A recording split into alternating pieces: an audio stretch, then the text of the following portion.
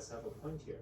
And to me, it's kind of like saying there's a lot of white male power in the executive management positions in corporate companies, and nobody gets mad about that. But when Kanye West says there's a lot of people of Jewish religion in these media companies and tech companies, then everybody gets upset all of a sudden. And I think you have to remember that someone like Kanye West, who got to the level of success that he's at on the global scale, does not live in the same kind of politically correct, naive, bubble-wrapped world that we live in, but he's in this cold, hard, realist world, and he must see things and call things out for as they are. And so it's not entirely surprising to me that someone of his street smarts and instincts has also noticed that a large number of these media and tech organizations do seem to be run by people of the same religious faith. And what does that really mean? Maybe he's just kind of calling that out and saying, what is this? Is there potentially a chance for, say, collusion in this space? So I wanted to give you my perspective on this as just a normal, uneducated tech bro on this with a passing interest in Jewish religion, and it is typically that I feel I can't trust any religious person, basically, because they have an ulterior motive. So people will act in totally bizarre, unpredictable ways to me because they have some random doctrine that they've been brainwashed into thinking, right? Like, some people are going to just randomly go sacrifice themselves for some cause. And that's totally bizarre to me because it's not a logical thing, but they're acting for their faith or religion. And so funny enough, if it were up to me, I would actually say that no person in a position of power should be religious. They should renounce their faith because now they are beholden to their people, and they should be acting in a rational way, not with some ulterior backhand motive, which is to please their God. And there could be anything written in these holy scriptures that they've been indoctrinated into believing, right? Like there's a lot of fine text in there. What if there was a piece of text that said there's only one land that is the Holy Land, and this country that you're in isn't it? Can you trust a leader who's going to say, well, they don't believe that your land that you're living in, that they're controlling and governing, is truly the Holy Land? So then they really have no vested interest in this land, and their goal maybe is to extract value from this land and to empower their Holy Land. I mean, for someone such as myself, and generally I'm not religious, I'm going to behave in a rational, self-preserving type of way.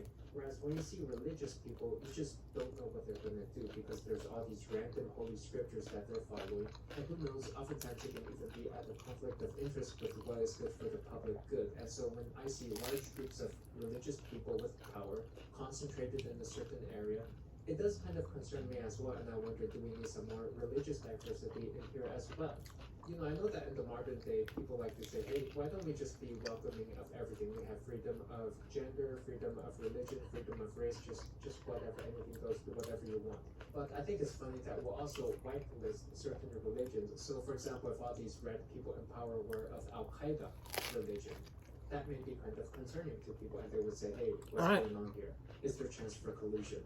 And the other concerning thing for me here is that the Jewish religion in particular is quite exclusion or inclusion based, whereas like a Jewish person typically should marry another Jewish person, and if you're not Jewish, then you don't belong in this group and you don't have that privilege. So I have to say, for me at least, it got me wondering, do religious people view me as one of them, as part of their group, or is this more of a power grab in order to strengthen one group of people over another? And I would say it's incredibly important that it was someone like Kanye West who brought up this discussion because as a black person, his community was of course prosecuted for slavery, and then you've got the Jewish people prosecuted in the Holocaust. And both of these groups of people are kind of victims, and they kind of use that to acquire victimhood status in order to make themselves unassailable. And Kanye West moved past that actually, and he actually began denouncing the Black Lives Matter movement. And so if anyone's a victim here, if any group suffered, well, it was Kanye West, because the black people probably suffered as much, if not more, than the Jewish people, right? And he's still asking people to move past that history and to let it go and to just focus on building the future instead of using the past as a way to gain sympathy. And so we can see here in Wikipedia, it states that whenever Israel faces a public relations debacle, then the Jewish organizations will orchestrate this extravaganza called anti-Semitism. And the purpose is severalfold. First, it is to discredit any charges by claiming that the person is an anti-Semite. It's to turn the Jews into victims, as if the Jews are being threatened by a new Holocaust. It's a role reversal where the Jews are now the victims. So it serves as a function of discrediting the people leveling the charge, and Kanye West probably was able to see through this and understand that, with the Black Lives Matter movement, a lot of people were just looting stores and they discredited anybody by using their history. And so maybe in his perspective, Jewish people are also just using their history, the Holocaust, in order to automatically make themselves the victim in any scenario. The linguist Noam Chomsky also argued here that there have long been efforts to identify anti-Semitism in an effort to exploit anti-racist sentiment for political ends. Now, the funny thing, though, is that it is actually the Jewish people, the radical Jews known as the Zionists, who are actually considered racist. And actually, in 1975, the United Nations designated Zionism as a form of racism and racial discrimination and banned them. However, it was as recent as 1991 when Israel joined with the United Nations that they forced the UN to repeal this ban and say, hey, Zionism should be okay. Wow. Huh.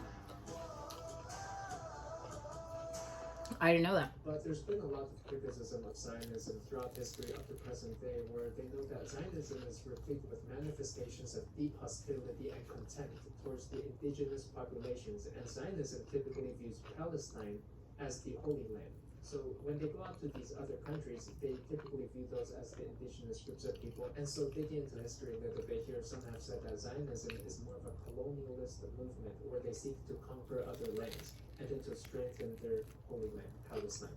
And so there's also this terrifying ideal in Zionism known as assimilation of Jews into the modern world, where the ideal is to abandon traditional views and opinions in an attempt at modernization and assimilation into the modern world, and therefore to integrate with other societies. So it's a cultural synthesis without necessarily losing their identity as a people by perhaps enforcing that they only marry within their own religious group of people. Now, during my travels, one time I was able to actually visit the Holocaust Museum and really sympathize with what was happening there with the Jewish people. This was over in Poland, but I also did see this pamphlet there, this book known as the Protocols of the Elders of Zion, and this book is dangerous material. A lot of people don't like you taking a look at this book because this was the propaganda material that caused a lot of the anti-Semitism, that caused much of the Holocaust, that fueled a lot of the hatred against Jewish people in Nazi Germany that was used by Adolf Hitler. But I love conspiracy theories. So to give a little context, this text described how Jews were trying to assimilate as potential infiltrators to take over society in this international conspiracy network, and how there was going to be this elaborate plan where Jews would be kings of the world in 100 years. Now, the disconcerting thing about this is there is this World Zionist Organization, which is this mysterious group of people, and they've got like hundreds of thousands of people spread across various countries, and they're this strange radical religious organization, and they were banned in the Soviet Union, but I believe they do continue to exist today. I don't know what they do. Maybe they should just open up some transparency and live stream their meetings online so we know what they're up to. But luckily for us, the Protocols of the Elders of Zion book was classified as a fake, right? It was just fake propaganda. It was plagiarized from various sources, and it was just made up, totally fake stuff. So the idea that a group of religious people are trying to take over society and become the kings of the world is totally false. But to better understand anti-Semitism in modern days, we can see here, even Henry Ford here, he had the distrust of Jewish people. He said that the only statement he cares to make is that even though the protocols may be fake, they totally fit what is going on. They have fitted the world situation up to this time. Now, this was such a dangerous statement, he later had to issue a retraction and an apology disclaiming personal responsibility, so he was basically cancelled. And an interesting note, he was also an admirer of Nazi Germany. So if you drive Ford cars, that's a fun fact for you. But anyway, I had this sentiment because the protocols stated that we shall surround our government with a whole world of economists, bankers, and millionaires, because in substance everything will be settled on the basis of figures. So I mean, it's probably just a coincidence, quite frankly, that a lot of the economists, bankers, and millionaires and the media tech organizations are controlled by Jewish people, just so happenly. But maybe it's creating some paranoia here as well, creating some of the anti-Semitism in the world. Personally, I thought it was interesting to note here that also Mahatma Gandhi was also cancelled on his stance on Zionism. where initially he was stating that he expressed sympathy for the Jewish aspirations to reclaim their land of Palestine, noting that, well, it's wrong and inhuman to impose the Jews on the Arabs. Surely it would be a crime against humanity to reduce the proud Arabs so that Palestine can be restored to the Jews partly or wholly as their national home. But later, similar to Henry Ford, he had to retract his statements, nuancing his views to say he has refrained practically from saying anything in public regarding the Jew-Arab controversy. So personally, I just find it surprising that even half a century ago, people were being cancelled. We had the likes of Henry Ford and Gandhi being silenced, and that silencing has continued to today with Kanye West as well being deplatformed from various social media companies. And I thought it was interesting to see what Hitler had to say about the protocols in Mein Kampf. And this is just for historical context, not any support, but he said that the protocols are based on a forgery.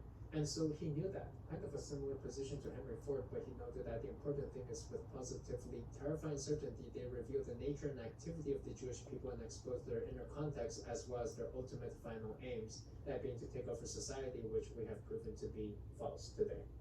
And so I found the subject to just be incredibly nuanced with deep historical context in it. And I think that's one reason that Kanye says, let's just forget the history. Let's just move on past this. Because there's so much nuance to this. It's not simply like, hey, why don't we just have any gender, any race, any color, any religion, skin color, whatever, doesn't matter. This one, there's so much context in that. And actually, I was personally surprised one time, one of my close friends who will not be named came to me and said that Jewish people are parasites. And I was totally surprised to hear this. I was like, what are you talking about? This is crazy. What do you mean they're parasites? And I just say, yeah, you're crazy about this.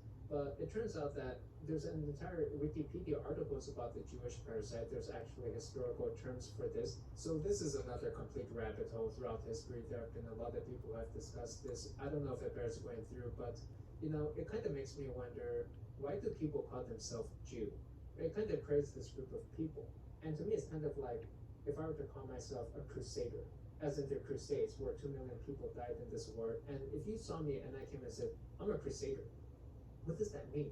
What do I believe? Am I radical? You don't know what that means. Why can't I just say, I'm a human being, I'm a person? I think we all know I'm going to be rational and acting in self-interest. But similarly, if I came and said, hey, remember the Axis versus the Allies in World War II?